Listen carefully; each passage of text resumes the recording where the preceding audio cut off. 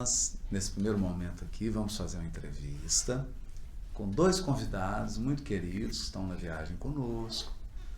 De um lado, Jussara Korngold, que é presidente da Federação Espírita Norte-Americana e agora secretária-geral do SEI, Conselho Espírita Internacional. Para a gente ter uma ideia de como é que está o movimento espírita norte-americano, como que ele tem progredido, a sua ampliação, como que anda o trabalho, os desafios, as esperanças, e da mesma maneira no Conselho Espírita Internacional, que é a união das federativas espíritas fora, não só do Brasil, mas do mundo inteiro. Cada qual com seus desafios culturais, com uma série de dificuldades para se implantar, para desenvolver, para ampliar suas atividades. E agora a Jussara, como secretária-geral do SEI, tem aí muitas lutas pela frente, muitos desafios, mas também muitas esperanças, muitos sonhos para que o movimento espírita internacional realmente ganhe um fôlego maior e a gente consiga ter em cada país do mundo, pelo menos, um pronto de socorro espiritual, que é a Casa Espírita, né? Que a gente consiga oferecer essa doutrina consoladora a, pelo menos, cada nação do mundo. Isso é muito importante, não é? É um grande desafio, um trabalho imenso, e ela vai contar um pouco para a gente sobre isso. E de outro lado, nós temos aqui o Alexandre, de Aveiro, no Grupo Espírita Nosso Lar, mas ele não vem falar em nome de nenhuma instituição, nem mesmo da casa espírita que ele frequenta, né? Como é ser espírita em Portugal? Portugal é o segundo maior movimento espírita do mundo. Nós temos grandes grupos espíritas, um movimento espírita muito sólido. Então nós vamos falar um pouquinho disso aqui. Não é uma aula de história, nós não estamos interessados aqui em datas, em efemérides, não é isso. Imagine que você é um mochileiro, está andando por Portugal e em cada cidade que você vai, você quer conhecer um pouquinho do espiritismo. Então Alexandre vai falar disso para a gente. Como é essa impressão de ser espírita em Portugal? As casas, as cidades, o movimento, os seus pioneiros, como que começou, como se desenvolveu, né? As proximidades e a familiaridade com o movimento espírita brasileiro, até por conta da língua, que a literatura está toda em português, isso facilita muito, né? Então é nesse sentido. E a gente começa agora, vou passar para a Jussara, para ela falar um pouquinho do movimento espírita norte-americano, das impressões dela, como que surgiu, como se desenvolveu, as dificuldades e os empecilhos que tiveram e os desafios que ela está enfrentando na direção do movimento espírita norte-americano. Obrigada, Haroldo. Olá a todos que estão nos acompanhando pessoalmente aqui e a todos que estão pela internet. Eu vou tentar ser breve, obviamente, porque falar de um movimento espírita que começou na década de 20 nos Estados Unidos, então nós estamos falando já de muito tempo, né? São 100 anos já que nós temos movimento espírita nos Estados Unidos, levado pelos hispânicos. E, brevemente falando, praticamente por um período de uns 50 anos, a predominância do espiritismo nos Estados Unidos era na língua hispânica. E hoje temos alguns pequenos núcleos, né, que ainda trabalham com o espanhol, porque os Estados Unidos, como vocês sabem, ou talvez não, se tratando de espiritismo, é um país trilingüe, né? Existe uma comunidade hispânica muito grande, crescente, e obviamente a língua nacional, a comunidade é americana, mas o espiritismo veio também se desenvolver através dos brasileiros. Mais ou menos na década de 80, meados de 80, começaram a surgir centros espíritas e espíritas brasileiros. Foi assim um êxodo de espíritas brasileiros que chegaram lá em pátrias americanas. Quando nós olhamos isso, é muito interessante, porque você percebe que tudo foi bem coordenado no plano espiritual, né? Você chega para a pessoa, quando é que você veio? 85, 89, 92, tudo mais ou menos nessa época. E dessa época em diante, obviamente, o movimento espírita brasileiro nos Estados Unidos tomou um corpo, ficou, obviamente, espalhou-se e teve aquele impulso maior do que estava acontecendo ao inverso em relação ao movimento hispânico. O movimento espírita em inglês aí já é bastante recente. Nós estamos falando de menos de 20 anos. A Federação Espírita dos Estados Unidos mesmo foi criada há 22 anos. E essa, vamos supor, eu chamo de terceira onda, né? Que é a onda do espiritismo no idioma inglês. Então, tem menos de 20 anos. Né? Nós estávamos ainda trabalhando com publicação de livros, traduções, etc. Hoje já estamos bem melhor situados, temos em torno de 90 centros espíritas nos Estados Unidos, já é um movimento bastante extenso em relação a outros países do mundo também, atrás de Portugal, lógico, mas bastante extenso. E, obviamente, o maior desafio é justamente essa transição. Eu costumo dizer que, como a história sempre nos ensina, né? Nós tivemos o movimento hispânico, primeira onda, por uns 50 anos. Imagina-se que deveríamos ter o brasileiro por mais 50, e aí, se a gente estiver fazendo a lição de casa certinho, mais uns 20 anos, 20 e pouquinho aqui, nós vamos estar vendo a predominância do movimento espírita em inglês nos Estados Unidos. Esse é o nosso desejo, esse é o trabalho, esse é o desafio. Depois eu te volto. Tá bom. Bate-papo. Xande, e Portugal? Conta pra gente, porque muitas pessoas aqui, não digo aqui nessa sala, mas nós estamos sendo acompanhados por milhares de pessoas no Brasil. Algumas nunca saíram do país. Algumas nunca foram a Portugal, embora tenham um sonho. Minha mãe, por exemplo, é doida para conhecer Portugal, mas nunca saiu. Ainda vou levá-la lá. E eu queria que você contasse isso. Falar um pouquinho de Portugal, de como surgiu o Espiritismo, contar essa história pra gente. Haroldo, é um prazer estar aqui. Muito obrigado. A nossa saudação a todos os amigos, a todos os companheiros espíritas, um pouco por todo o mundo. Assim como também a nossa Jussara, aqui presente. O século XIX, na Europa, tinha a dominância da França. Não podemos esquecer que a língua diplomática, a língua em que as cortes se comunicavam, era o francês. E todas as mentes brilhantes da época iam inevitavelmente a Paris. Não só no âmbito da cultura, mas também da literatura, obviamente toda a nobreza e todos os intelectuais.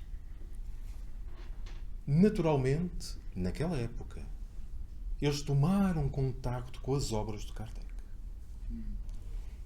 E quando retornavam, quando regressavam a Portugal, levavam as obras.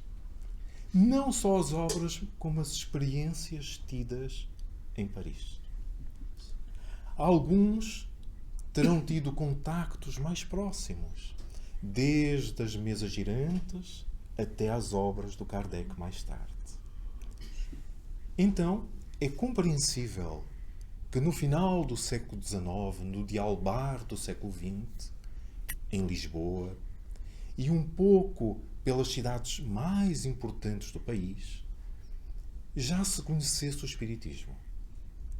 E as obras que ali eram apresentadas eram as obras em francês, porque todos os intelectuais falavam este idioma. Então o movimento começou a ser autóctone, começou a granjear adeptos dentro do território, que se foram paulatinamente organizando e formando pequenos grupos. Nós temos notícia, por exemplo, de um grupo que existiria na década de 20 em Benfica, uma cidade adjacente à capital, a Lisboa, que foi frequentada por Fernando Pessoa, levado por uma tia dele, que já era espírita. Existem hoje ainda grupos a funcionar, como em Lagos, por exemplo, com mais de 100 anos de idade. Então o movimento foi crescendo até que se organizou a primeira federação na década de 20. Na época, os corpos dirigentes eram o grupo elitista, era a nata da sociedade. Tenentes-coronéis, professores universitários, médicos. A primeira médica portuguesa que se formou numa universidade portuguesa fazia parte dos corpos da Federação. Então, era uma elite que estava interessadíssima em divulgar o corpo doutrinário. Estruturou-se a Federação, tinham 2 edifícios em Lisboa, mas na década de 50, com a ditadura, todos os bens foram confiscados. Confiscados. A Federação perdeu tudo, inclusivamente o acervo da sua extraordinária biblioteca. E as casas que existiam pelo país foram obrigadas a fechar portas. Então temos aí um momento de travagem. O Divaldo Pereira Franco, na década de 60, no início de 70, visitando o país, paradoxalmente, falava para grupos pequenos. 15, 20 pessoas. Porque devido à ditadura, a reunião de indivíduos era proibida. Então, para poder chegar e ouvir o Divaldo, as pessoas iam entrando com uma cadência de 10 em 10 minutos para não chamar a atenção. Então, imaginem quanto tempo levava para reunir um pequeno grupo. Ele falava e depois tinham que sair novamente em cadência. Somente depois do 25 de Abril é que as casas tomaram a liberdade de voltar a organizar-se. E, no fundo, hoje o movimento que nós temos é herdeiro dessa época. Sim. A partir de 74. A partir de 74. 25 de Abril de 74. Que é o momento em que acaba o regime da ditadura e voltamos a uma democracia. Eu digo voltamos porque a 5 de outubro de 1910 a monarquia cessou e tivemos a Primeira República. Depois a segunda fase foi a ditadura e depois então voltamos ao sistema parlamentar. Então existem hoje grupos espalhados por todo o país, grupos que são numa realidade diferente daquela que é o Brasil. Grupos mais pequenos, naturalmente com algumas exceções. Há uma casa ou outra, Leiria, com a Dona Isabel Saraiva, uma casa grande. Em Viseu, o Costeira, outra casa grande. Mas a maior parte das nossas instituições são medianas, mas trabalhando e exercendo hoje um papel muito relevante na sociedade para granjear o respeito desta mesma sociedade. Alexandre, aproveitando olha, uma coisa que eu queria frisar, né? Você vê a importância do Divaldo, hein? Isso não foi só em Portugal, foi também na Espanha, quando ele ia fazer um movimento internacional, ia para lá para falar para 10, 15 pessoas, né? Plantando a semente ali, e hoje pode voltar e participar, só por exemplo em Leiria, eu mesmo já fiz palestra lá com 1000 pessoas, né? Com a Dona Isabel. Então a gente precisa ter um respeito grande aí por esse missionário. Foi em Portugal, foi na Espanha. Agora, Alexandre, eu tive notícia tive acesso a um material do Oceano, eu não me recordo agora o nome. Na época, um casal que presidia a Federação Espírita Portuguesa foi a Pedro Leopoldo visitar o Chico. E é realmente uma coisa assim impressionante. O Chico também teve um papel grande aí, né, nesse processo, assim, nessa segunda fase? Naturalmente, o Chico, com a sua acuidade, ajudou o movimento. Sempre. Observemos a quantidade de livros e a possibilidade de estar no nosso idioma, o português, é meio caminho andado. Mas não só. Recordemos um facto que, por vezes, nós não lembramos.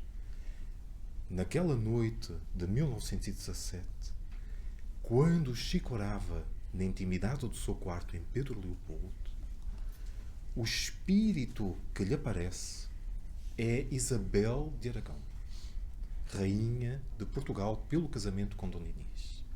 E ela vai-lhe apresentar o roteiro de uma vida de trabalho.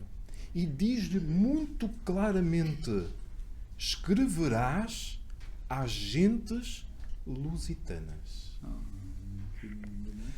Ora, os lusitanos são os da Península Ibérica, os portugueses e os espanhóis. Então observemos que este espírito que acompanhou a vida do Chico, eu não tenho dúvida, basta pensarmos no perfume de rosas, a presença silenciosa dela acompanhando a jornada deste homem, e a maneira como ele sempre suavemente mandava conselhos aos espíritas portugueses. Porque muitos o visitavam, já em Uberaba, naturalmente. Já em Uberaba. E traziam a notícia: o Chico manda um abraço. O Chico envia o colhedor abraço em nome de Isabel de Aragão, conforme alguns me contaram. Olha. Então, nós vemos que, apesar da distância, ele sempre acompanhou. E sempre teve um papel de cuidador, mas um cuidador muito suave. Lembrando, né, gente, Isabel de Aragão é veneranda, a ministra de nosso lar. Lussara, você pegou uma fase que foi assim, muito importante, foi quando o Nestor Mazotti estava à frente do Conselho Espírita Internacional. E com todas as dificuldades, com todas as lutas que a gente sabe, né, dos bastidores, mas começou-se um movimento de tradução. Eu queria que você falasse um pouquinho sobre o Conselho Espírita Internacional, contasse um pouco dessa história, se as pessoas entendam como é que ele é, como é que ele se organiza, como é que ele surgiu. Conta um pouquinho dessa história pra gente. Só um pouquinho antes, eu não sei se vocês sabem também, mas seguindo um pouco no que o Alexandre estava falando, o movimento espírita brasileiro, nos primeiros 15 anos, era todo praticado em francês. Não existia movimento espírita em português. Então, foram 15 anos onde esses intelectuais, né, às vezes mesmo brasileiros, que eram enviados para estudar fora do Brasil, né, que era o que as famílias mais ricas faziam, e foi graças aos esforços de Carlos Travassos, que num período de menos de 2 anos traduziu 4 das obras de Kardec, e é um nome hoje desconhecido. E um professor, assistindo uma vez uma entrevista de um professor, não exatamente necessariamente espírita, mas conhecedor do espiritismo francês, ele falou uma coisa muito interessante. E agora eu vou puxar, já que nós estamos falando de Portugal, aqui a brasa para minha sardinha. Que é o seguinte, que o movimento espírita, né, ou as mesas girantes, tudo que deu início ao espiritualismo moderno, que é como se chama, aconteceu, foi a primeira onda que existiu no mundo, aonde, como o Alexandre estava explicando para a gente, todo o movimento, o mundo inteiro voltava seus olhos para a França. Era o local cultural onde tudo de importante acontecia. Então, ditava a moda, que livro você vai ler, que roupa você vai usar. Era calor no Rio de Janeiro, a gente estava usando aquelas perucas porque a França estava usando. E ele fala o seguinte, que foi a primeira notícia que se tem da história de que um país subdesenvolvido exportou algo que tomou conta da França e da Europa, que foi os Estados Unidos, com as mesas girantes. As mesas girantes viajaram num naviozinho que chamava Washington, chegaram lá, portaram pela Holanda, dali foram entrando pela Inglaterra, chegaram na França, deu o fim de Girardin e tomou conta, assolou o país. Então é muito interessante, né? E mesmo na revista Espírita, os espíritos falam, né? E Kardec relata que o motivo que os fenômenos, né, das irmãs Fox, etc., apareceram nos Estados Unidos foi porque na época era o único país aberto às ideias novas e onde inclusive deixariam essas ideias novas frutificarem. Então é muito interessante quando a gente faz esse pensamento, né? Então o Conselho Espírita Internacional, ele foi, na semana que vem, inclusive está fazendo 27 anos que ele foi fundado. Então é uma organização de âmbito mundial para unir os movimentos, as federações espíritas nacionais. Porque sentiu-se que havia necessidade de haver essa conexão, especialmente quando você falava de países que ainda estavam iniciando no espiritismo, um movimento ainda frágil, necessitando de apoio, do intercâmbio. A gente gosta de encontrar e perguntar, nossa, mas quais são as dificuldades que você encontra no seu país? Como é que você está lidando com isso? Então, essa troca de ideias. Então, há 27 anos atrás, um grupo de 9 países, dos quais, obviamente, o Brasil, e esse encontro foi feito na Espanha, onde nós tivemos o primeiro secretário-geral, que foi Rafael Molina, resolveram, os Estados Unidos também estava junto, país fundador, criar essa instituição. Como as próprias federativas nacionais, essa instituição não tem por objetivo ditar ordens para nenhum lugar, como as federativas de âmbito nacional, uma federação brasileira, uma federação dos Estados Unidos, da França, de Portugal também não tem. São casas de união, né? Então, não de uniformização, de unificação e não de uniformização. Dizer, você tem que fazer assim, tem que fazer assim. Então, não tem essa finalidade. Hoje, apesar de que nós temos, só de olhar para a própria presença de Divaldo no mundo, ele já visitou mais de 65 países dos 5 continentes, então significa que nesses 65 países dos 5 continentes nós temos movimento espírita, porém em muitos desses países ainda não existe um movimento um pouco mais organizado para fazer uma federativa e com isso ser um membro participante também ativo do Conselho Espírita Internacional. Então, hoje, o Conselho Espírita Internacional tem, os seus membros contam 25 países. E, obviamente, né, como vocês imaginam, né, você lidar com o movimento espírita num país, já existe uma tremenda dificuldade.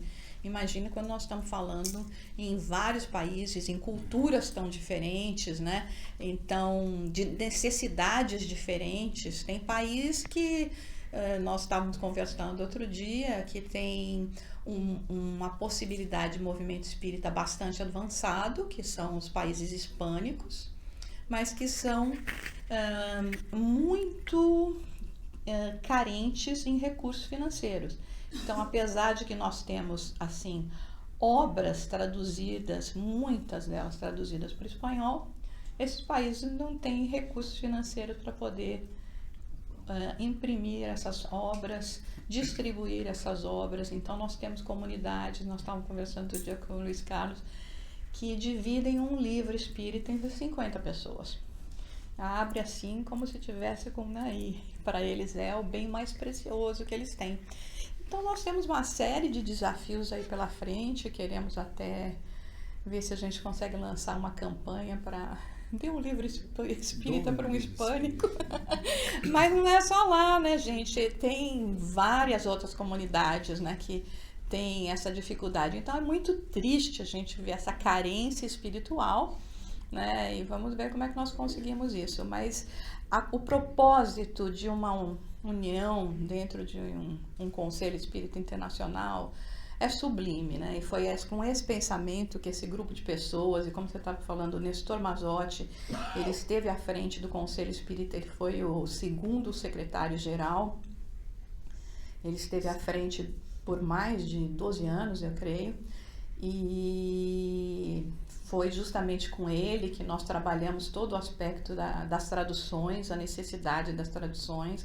Ele tinha uma visão, assim, extremamente abrangente, compreendendo a necessidade de levar esses recursos, né? Porque a gente mesmo, quando chegou nos Estados Unidos, praticamente não tinha livro, então você tem que disseminar o espiritismo sem literatura, né? Que foi o que aconteceu no Brasil no começo. Se não fosse Carlos Travassos, vai saber quanto tempo ia demorar, né? Foi o livro dele que foi parar na mão de Bezerra de Menezes, né? Vai saber quanto tempo ia atrasar e demorar todo esse processo, né? Então, nós devemos muito ao Nestor, ele deixou sem dúvida alguma lacuna no todo o seu trabalho, né? E seguimos depois num momento de reengenharia, estamos agora tentando começar uma fase nova, né? Até com uma mulher na frente, né? Que eu acho máxima.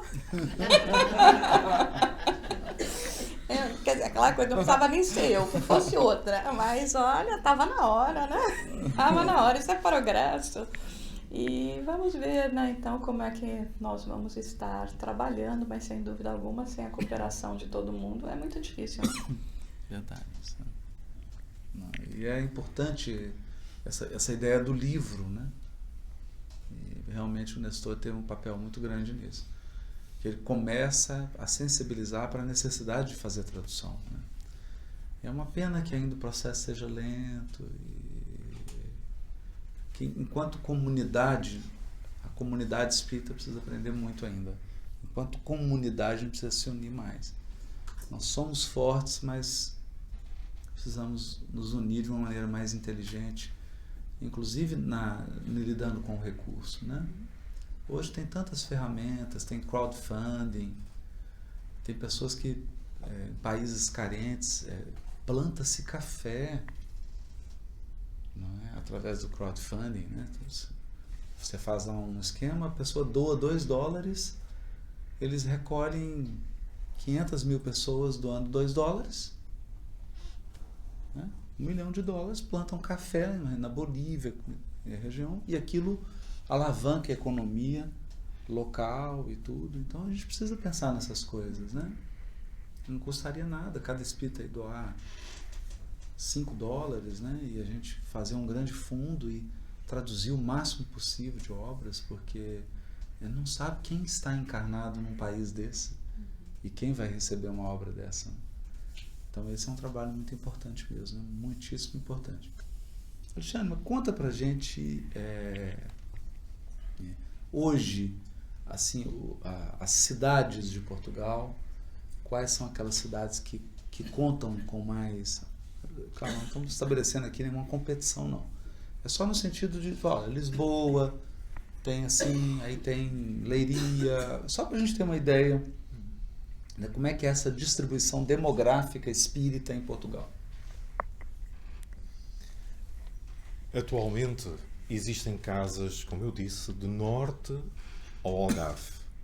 Claro que Lisboa, o Porto, têm uma maior concentração, porque são áreas metropolitanas, onde a densidade populacional é mais vigorosa.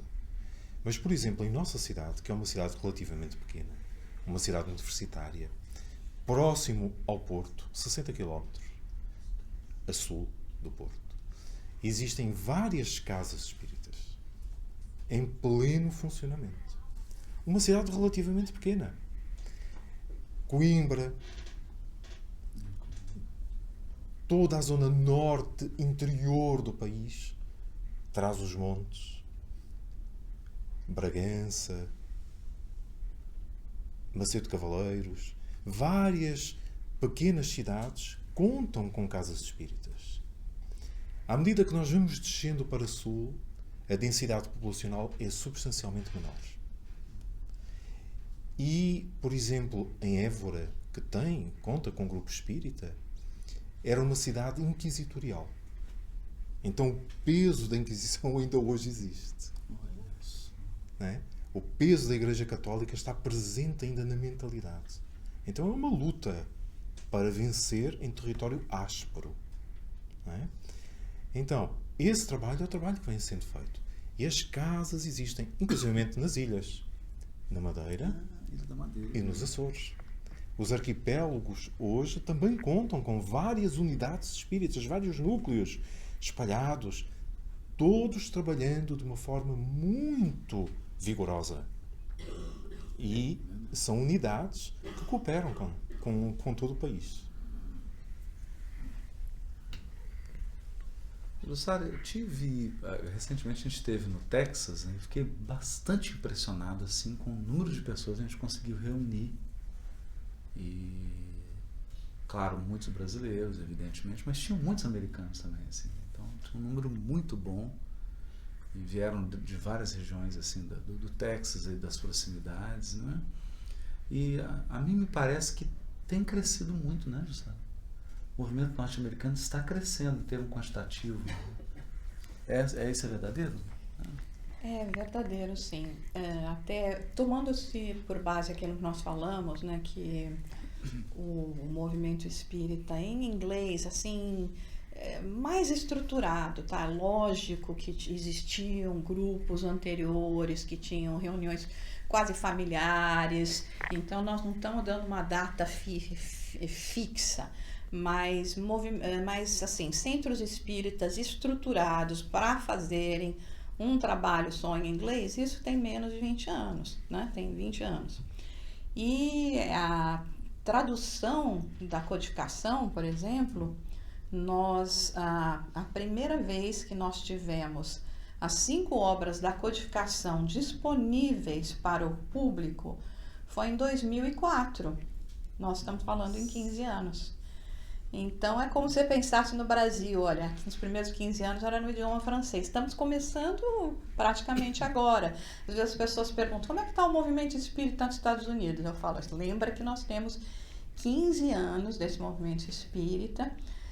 Nós tínhamos 3 obras, uma que era uma tradução já mais atual do Evangelho segundo o Espiritismo pela Janet Duncan, 2 outras que eram o Livro dos Espíritos, o Livro dos Médiuns, por Anna Blackwell, que inclusive começou a traduzir as obras para o inglês a pedido de Kardec numa comunicação mediúnica que se encontra na Revista Espírita de 1869, que ele vira para ela numa reunião e fala, através do médium, e fala, traduza as minhas obras, e ela começou a traduzir essas obras, chegou a traduzir o Céu e o Inferno também, mas que não se encontrava.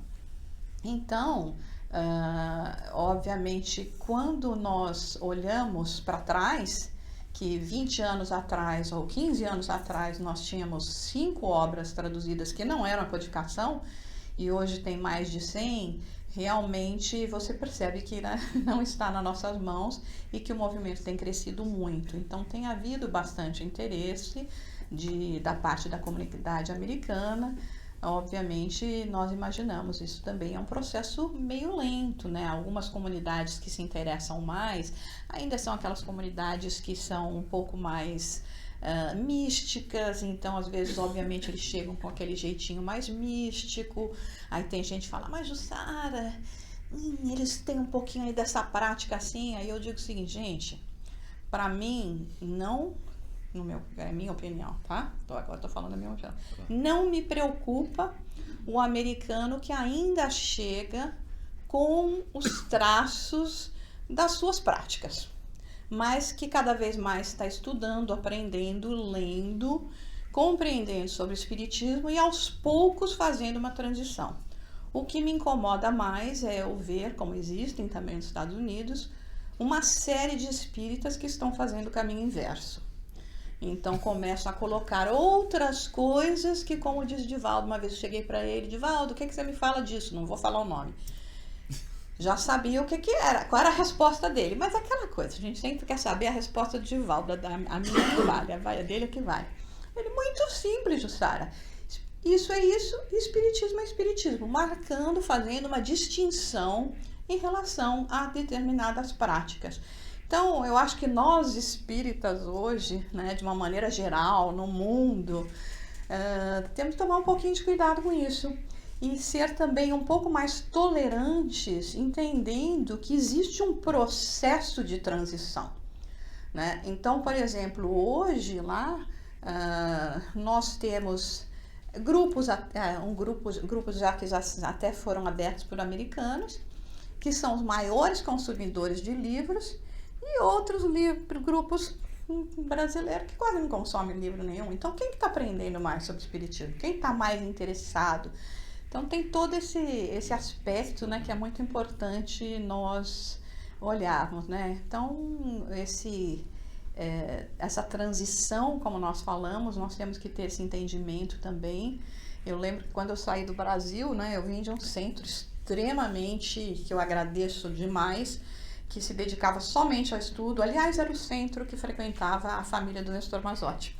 Então foi interessante quando eu conheci o Nestor em Nova York, falei com ele, eu falei, eu vim desse centro. Ele disse, Sara, eu também vim desse centro, depois descobri que a Miriam fez evangelização, na época que eu dava aula de evangelização lá, e aí ele falou para mim, então eu sei que você tem um estudo forte, né? Eu falei, bom, é isso aí, né?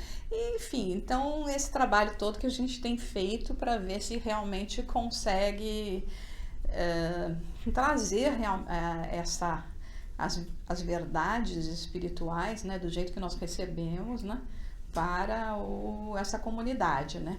E eu lembro que quando eu cheguei, então foi uma transição. Aí, primeiro nós moramos na Inglaterra e chegamos lá com a Janet Duncan, né? E ela chegou, a primeira coisa que ela falou, Jussara, você vai perceber que aqui os espíritas são diferentes, ou o inglês é diferente do brasileiro. Eu saí de lá procurando entender como é que o inglês era diferente do brasileiro. Até hoje não vi essa distinção em lugar nenhum, porque os nossos anseios, os nossos problemas são os mesmos. Nós podemos comer comidas diferentes, ter climas diferentes, nos vestirmos diferentes, mas na hora que fala da essência do ser humano é a mesma. Gente, é muito importante a gente frisar, né, que eu acho que a gente tem que ter dois cuidados, assim. O primeiro é com a casa espírita. A casa espírita, ela deve ser o mais simples possível nas suas práticas e o mais puro possível nas suas práticas. Puro e simples. É isso. E a pureza da doutrina a gente sabe reconhecer. O que é uma pureza? Uma prática mediúnica, honesta, íntegra, afetuosa, não é? Um estudo sério, especialmente da obra de Kardec, especialmente da codificação, mas também da obra subsidiária séria. Não é? Hoje nós já temos clássicos da literatura espírita que um espírita não pode desconhecer, não pode. São clássicos da literatura. Não é? Então, uma série psicológica da Joana, uns romances de Emmanuel, a série Fonte Viva, são clássicos. Um espírita não tem sua formação completa se ele não leu essas obras. São clássicos. Clássico não se discute. Né? E nós temos o fundamento, que é a obra de Kardec. O Kardec a gente precisa. A gente precisa transformar o contato com a obra de Kardec numa coisa prazerosa. Às vezes eu deito lá, domingo, pego o livro dos Espíritos e fico assim, passeando umas questões, dando uma namorada, assim, vendo uma coisa diferente. Nossa, meu Deus, olha isso aqui. Então você fica fazendo links assim, pensando. Tem que ser uma coisa assim, pura e simples. Por quê? Porque senão não replica. Você começa a criar muita confusão, muita complicação, aquilo não é replicável. Então a célula, ela se reproduz. Por que a célula tronco se reproduz? Porque ela é simples. Ela é estruturalmente simples. Então ela se reproduz muito rápido. Não é isso. Como espíritas, gente, não tem problema nenhum. Gente. Como espírita, você pode comer comida hindu, tomar chá inglês, comer comida japonesa. Não é? Claro. Está lá no Evangelho segundo o Espiritismo. O homem no mundo. Não é? O ser humano no mundo. Como é que é o ser humano no mundo? Ele vive de acordo com o mundo. Então ele usa o WhatsApp, ele usa o Facebook, ele acessa a internet, ele come uma comida japonesa, uma comida hindu, uma comida asiática, ele vai aqui, ele toma um floral, ele toma um homeopático. Não tem problema nenhum. O espírita tem que ser alguém de coração aberto e fraterno para acolher qualquer pessoa. Mas a casa espírita precisa ser pura e simples. Pura e simples. Esse acho que é o segredo do equilíbrio. Opa! Porque aí a gente não se isola, não se transforma num fanático que não se relaciona, mas também a gente não permite que a casa espírita se desfigure. Esse é um aspecto, a desfiguração da casa espírita. Desfigurar é alguém que chega e não encontra aquela simplicidade e aquela pureza. Mesmo. Né? Então eu lembro, assim, muitas conversas que eu tive com o Arnaldo Rocha, com o Martins Peralva. Martins Peralva era serão, assim, né? E eles falavam, toda vez que encontrava com o Chico estava com um livro debaixo do braço. E aí eles olharam, Evangelho segundo o Espiritismo. O Chico andava com o Evangelho segundo o Espiritismo debaixo do braço, para tudo quanto é lugar. Tudo quanto é lugar. Ele andava com aquele livrinho. E a gente viu isso. Lá a Sombra do Abacateiro, que tem as referências, ele estava sempre com o Evangelho segundo o Espiritismo. Sabia aquilo de cor salteado. De cor salteado. Toda atividade que ele ia, abria o Evangelho segundo o Espiritismo. Não é? Por quê? Porque é simples e é puro, né? É simples e é puro. Quantos males nós nos pouparíamos se nós andássemos com 3 obras debaixo do braço? Livro dos Médiuns, Livro dos Espíritos e Evangelho segundo o Espiritismo. A gente resolveria 90% dos problemas que tem no movimento espírita. Né? Então essa é uma coisa que é desafiadora, manter a casa simples. Né? Hoje eu frequento uma casa simples também, grupo quase que doméstico, 40 pessoas. A nossa quarta é a minha reunião mediúnica, mas a gente tem lá estudo mediúnico. Eu que coordeno o estudo. Nós estamos estudando nos domínios da mediunidade. Porque a turma que está lá é uma turma antiga, a turma já, eu chamo de galinha gorda. Né? Alimentar galinha gorda é duro. Porque você come qualquer coisa. Né? Aí a gente trabalha nos domínios da mediunidade. É interessante também, porque às vezes eu acho que a gente tem pouca fé, né? Acha que só nós vamos poder chegar lá e fazer alguma coisa, né? E nós tivemos há muitos anos uma situação muito interessante logo quando nós começamos a disseminar o Espiritismo em inglês pelo website, né? Nosso centro foi o primeiro que fez um website aí. E colocamos de acordo, inclusive com a Federação Espírita Brasileira, através do Nestor Mazotti, que admiramos demais, e colocamos o livro Pão Nosso, que nós tínhamos traduzido, foi o primeiro livro de Emmanuel que foi traduzido para o inglês, o Pão Nosso. E, então, 2004. E aí, uma vez um homem escreveu dizendo o seguinte, que ele se encontrava num, como é que fala, hospice mesmo, uma casa? tipo hospital, né? Casa de repouso, alguma coisa assim. E ele tinha uma doença... Um asilo.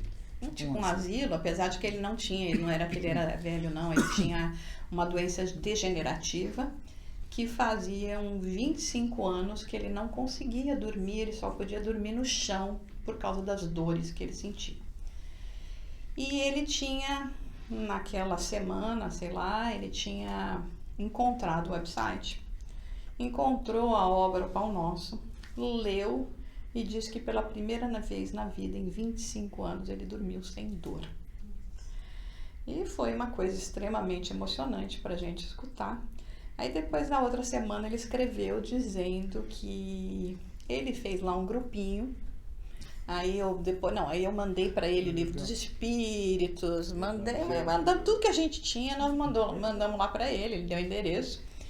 Aí passou um tempo, ele disse que fez um grupinho lá, um era um cego, ele, né, que a gente já sabe as concessões, um outro lá, um colega tal, e eles estavam lá fazendo, então resolveram fazer uma reunião de estudo do Livro dos Espíritos, sozinho, gente. Sem a gente falar nada, sem dar nenhuma orientação, sem nenhuma interferência humana. Porque nós mandamos o livro e não falamos para ele o que era para fazer com o livro. Aí ele disse que fizeram a primeira reunião e não deu muito certo. Ficou meio difícil, a coisa não saía. Aí na semana seguinte, na outra vez que eles foram fazer de novo a reunião para estudar o Livro dos Espíritos, o cego virou e falou: e se a gente fizesse uma prece antes de começar a estudar? Fizeram a prece, aí diz que o estudo fluiu. Estavam lá. Então, gente, casos como esse, nós temos vários. Porque a gente vem lidando há muito tempo com o livro no idioma inglês, para outros países, Aí você vê a carência das pessoas, a necessidade que elas têm. E percebe também a presença espiritual. Não é que precisa a gente estar lá, que nem se diz, nós temos que estar lá simples, mas percebe a presença espiritual que vai e intui. Né? Eles não sabiam o que fazer, aí veio um e falou, não, era cego, mas tinha vários olhos, o olho espiritual, mas enxergava.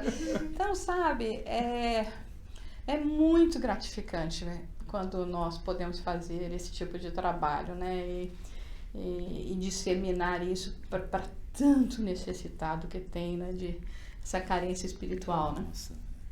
E uma responsabilidade quando a gente ocupa a tribuna espírita, né? Eu sempre gosto de falar isso. Acho que a tribuna espírita é um local em que a gente tem que honrar quem está sofrendo. Não é que exista assunto vedado na tribuna espírita, não é isso. Só acho que a gente tem que honrar quem está sofrendo. Toda vez que eu assumo a tribuna, eu falo, estou aqui em nome dos que sofrem. Né? Porque senão transformo no palco. Nada a ver, eu sou apaixonado com Frank Sinatra, Gene Kelly, mas a tribuna não é isso. A gente está ali pelos que sofrem. Eu tenho que falar algo relevante para quem está sofrendo. Manter o simples, é bonito isso, né? A gente está chegando ao finalzinho, mas para não perder a oportunidade, a gente não pode perder a oportunidade que a convivência nos dá. Eu quero provocar o Alexandre aqui, ele vai ficar vermelho. E ele vai falar do Parnaso de Além Túmulo e por que tem tanto poeta português naquele livro, no primeiro livro de Chico Xavier. Porque foi uma união extraordinária.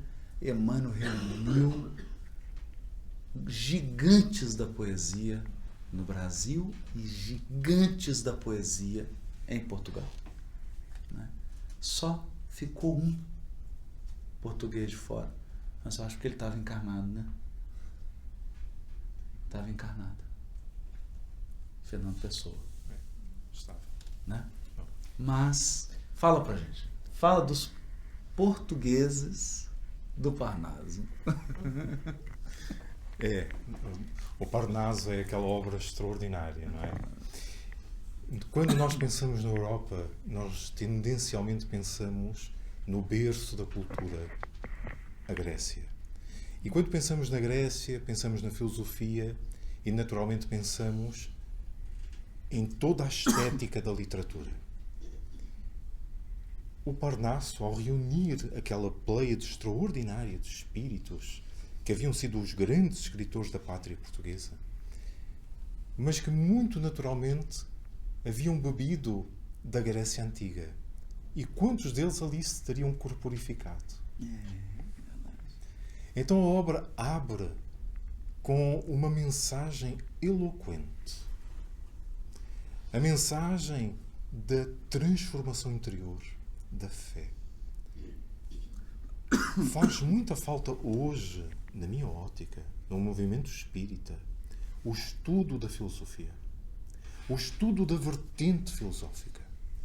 Porque como é que nós vamos entender questões tão pertinentes? Deus. Fé. Se não tivermos o voo intelectual que a filosofia proporciona. Então, de uma maneira rutilante naqueles versos, às vezes até cutilante na voz de alguns deles, eles vêm levantando-se da tumba vazia e erguem-se e dizem: nós estamos aqui, nós voltamos. E agora queremos dizer-vos da nossa experiência, para que não tenhais de passar o que passamos nós. Ora, quando o Parnasso surge com esta mensagem, isto tem que cair na nossa casa do livre-arbítrio, tem que começar a gotejar na casa do livre-arbítrio para nos dar a possibilidade de tomarmos decisões para a nossa imortalidade. João de Deus é um desses espíritos. E o João de Deus faz de uma maneira cândida. Porque era um espírito suave. Era um homem bondoso, era aquele homem de tipo patriarcal, que abraça todos. É o patriarca, matriarca também. E por isso mesmo ele tem a doçura no verbo. Ele tem uma maneira muito suave. É como se todos nós fôssemos pequeninos e estivéssemos numa infância. E naquela escola primária ele toma e diz: meus filhos, vou-vos apresentar um voo do discernimento. Mas Antero de Quental é duro. Porque Antero era um espírito comprometido com a vida. Era um espírito que tinha um voo intelectual brilhante, mas moralmente débil. Mas chega ao mundo espiritual, caem as escamas da ignorância. Ele percebe o erro cometido, a agressão. E quando ele começa a produzir os versos pelas mãos do Chico, naturalmente o seu verbo é um brado, é um grito. É um grito. Então, para uns, toca mais este poema, para outros toca mais aquele soneto. Porque nós não estamos todos no mesmo padrão evolutivo. As nossas experiências são diferentes. E o livro vai sensibilizando a todos nos diversos patamares. E Parnasso. Parnasso. O Parnasso que nos remete à Grécia. Então, este simples matuto de Pedro Leopoldo, que mal tinha uma escola primária, que naturalmente não poderia ter conhecido nem lido os mais extraordinários poetas portugueses e brasileiros.